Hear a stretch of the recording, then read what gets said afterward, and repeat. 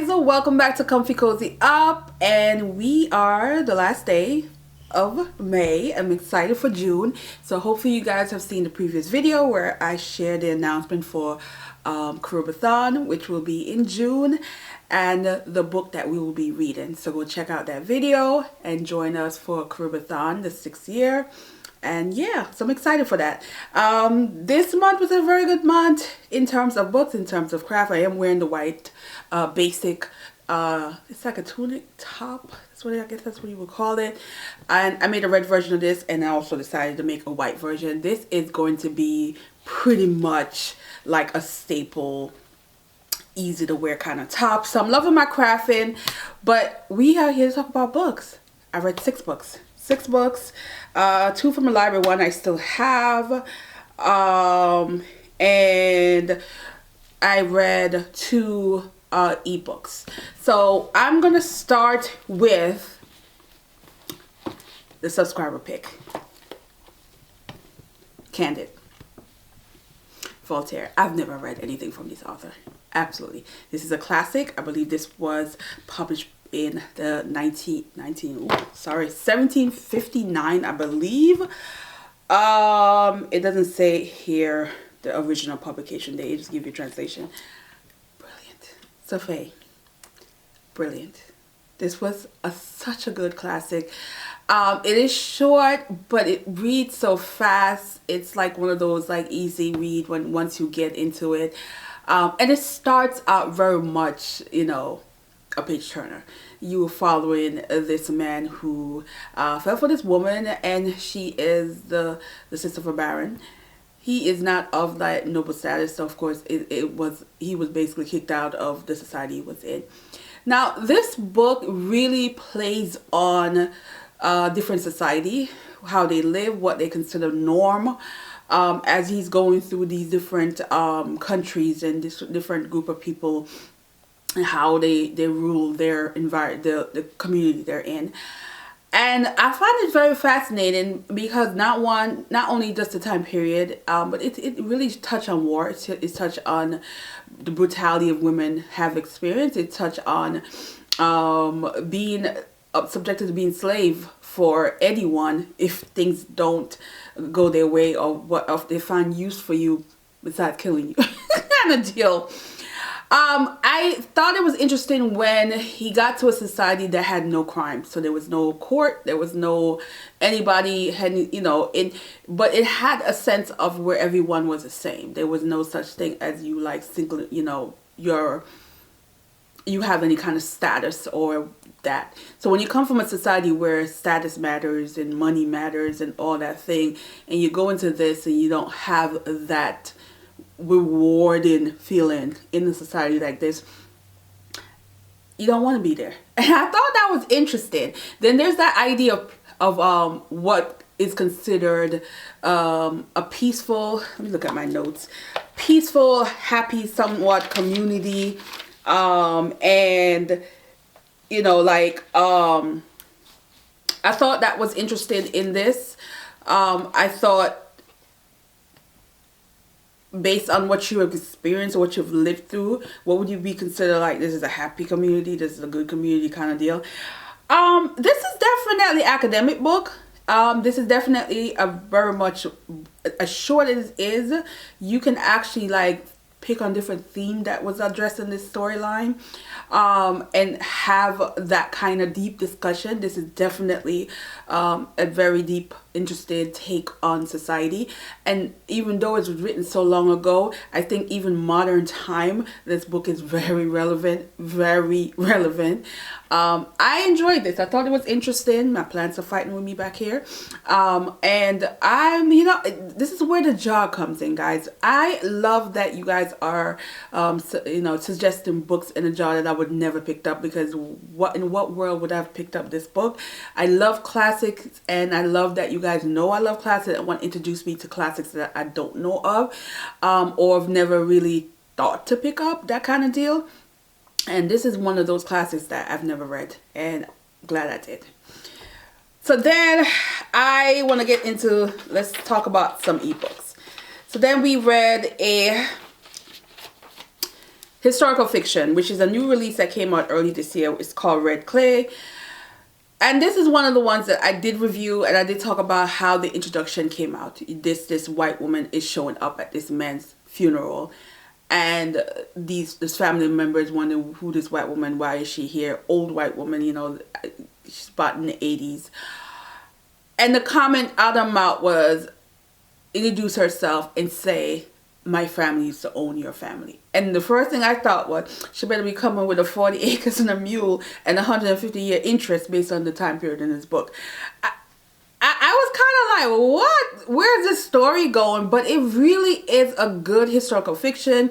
It dig into both family saga, both family issues, things that were happening, and it's in a community called Red Clay in Alabama. So just think of the time period, think of the fact that it was during the beginning of the Civil War, ending of the Civil War, and there was this slave owner, and he made the sacrifice he thought that would save his family. And one of the sacrifices he also put is that he wanted a piece of land to go to certain slave in that he owned after they're free. And you just know that land was going to cause a lot of stir, a lot of drama. And you get to see what happened to the people, what happened to the little boy who was 8 at the time when this situation was happening, and how it affects his life. And he happens to be the one that is now buried. He's older and he's lived.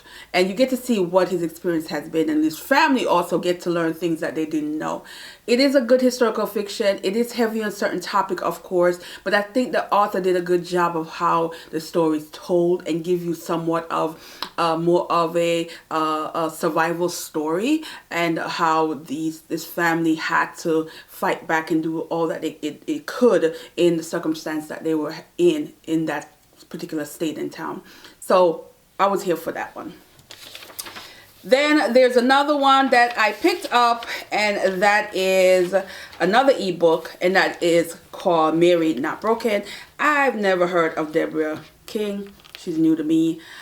This popped up once in a while. I scroll through my Kindle and I just look at what would show up, and I'm thinking Mary Monroe might have triggered this to show up in my search, because this author gave me Mary Monroe's vibes. It is the whole laughing through your pain. It's the whole telling stories of the South in the 40s and the 30s and 40s of, you know, family and sacrifice and things that they were willing to do to get ahead. In this case, you have a 15-year-old girl whose father's a minister.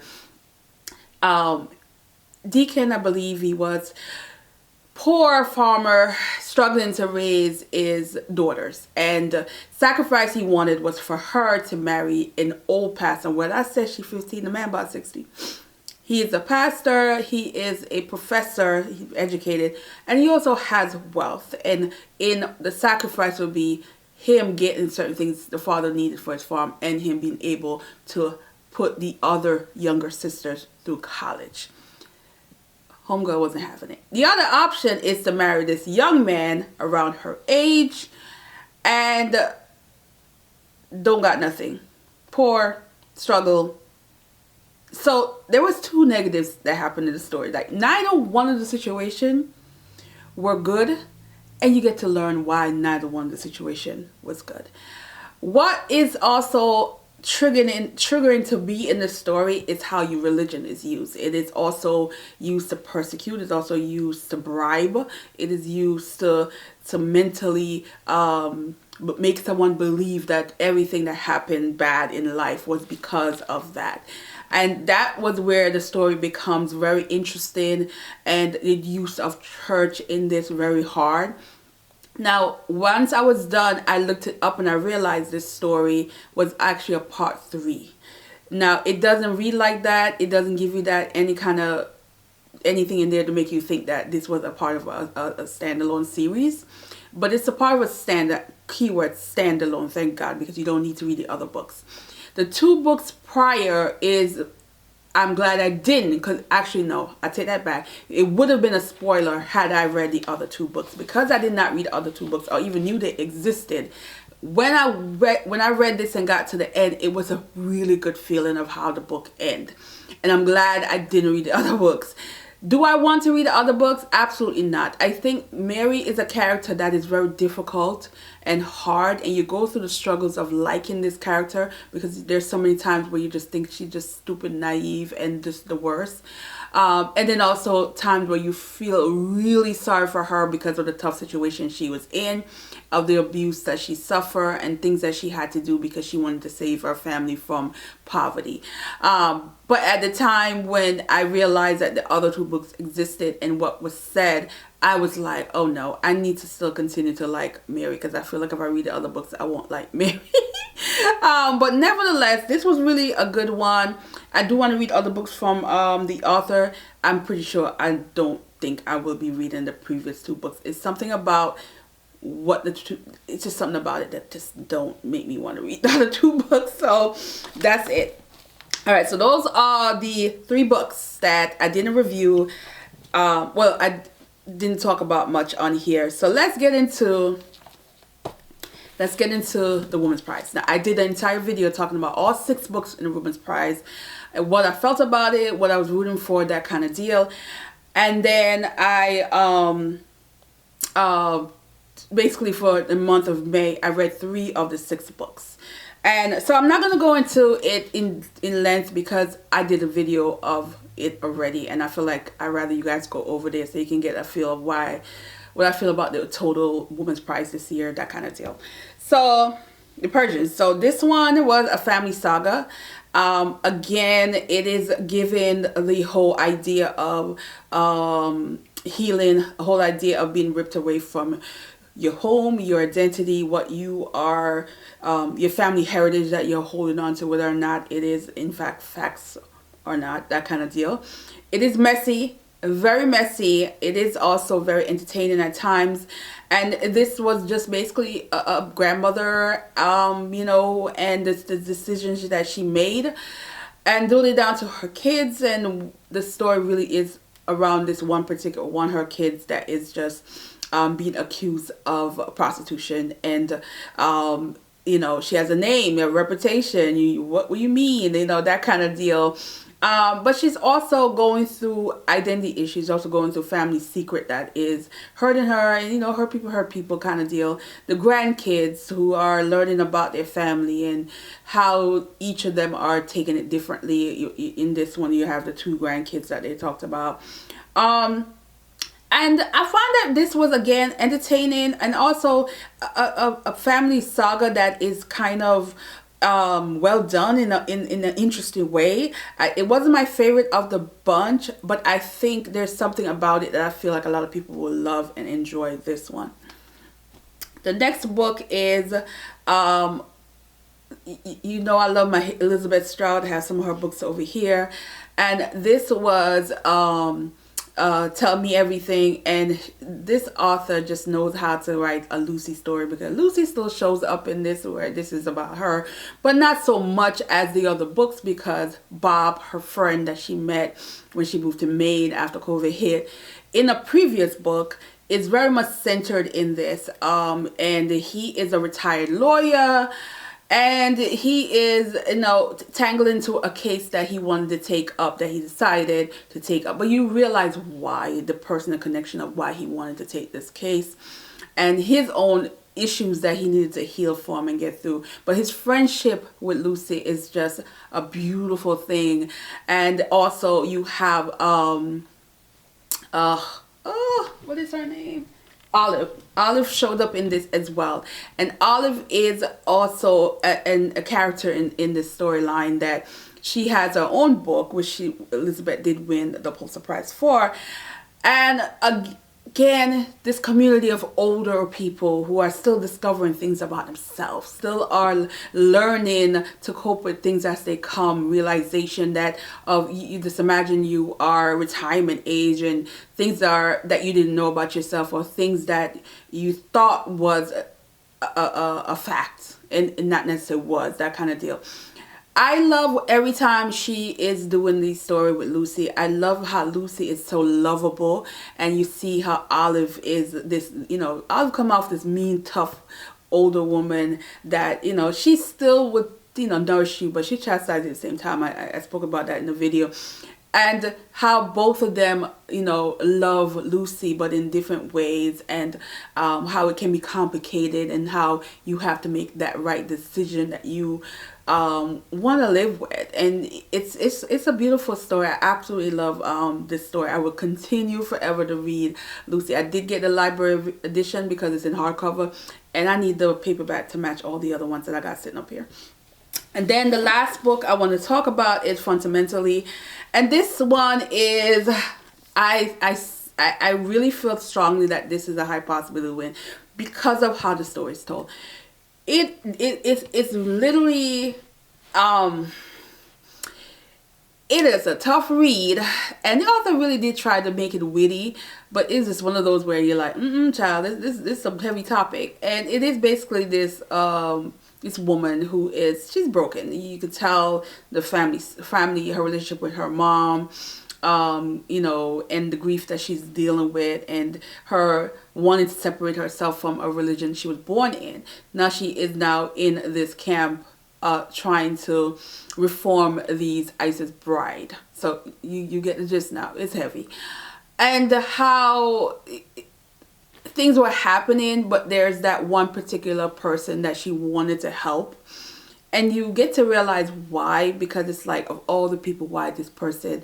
And there's that whole idea of how, see, people want to be the savior, but in essence, they're trying to save themselves. And it is an interesting take. I think in the beginning, I was like, where are we going? It was like a lot of satire, a lot of things that were like, I can't laugh. And then once it starts getting more of a certain direction, you like, wow, like really? And even to the end, you don't know how it's going to end, because I was like, what we doing, lady? What we doing? Because we were getting to the end, and I'm like, it's still going. There's still serious things happening. There's still danger that they're in, of trying to survive in a situation they put themselves in, that they had to put themselves in essence. But I love the ending. I love how all the chaos and all the pain and the hurt is all because of that one particular thing that happened that never got resolved, and how people can use that to really fuel them to do things that they shouldn't have done in the first place, or things that they should have thought about seriously. And you see it in this, and I really thought this was really done well. I thought it was definitely outside the box. And again, go watch that video so you can see the other books and how I felt about those other books. But this one really was an interesting take. So overall, I did good this month. 6 books. I have not been really able to read like a ton of books because I've not been reading no lovey-dovey books. I do want to get to some summer romance and some other light-hearted book. But I've also...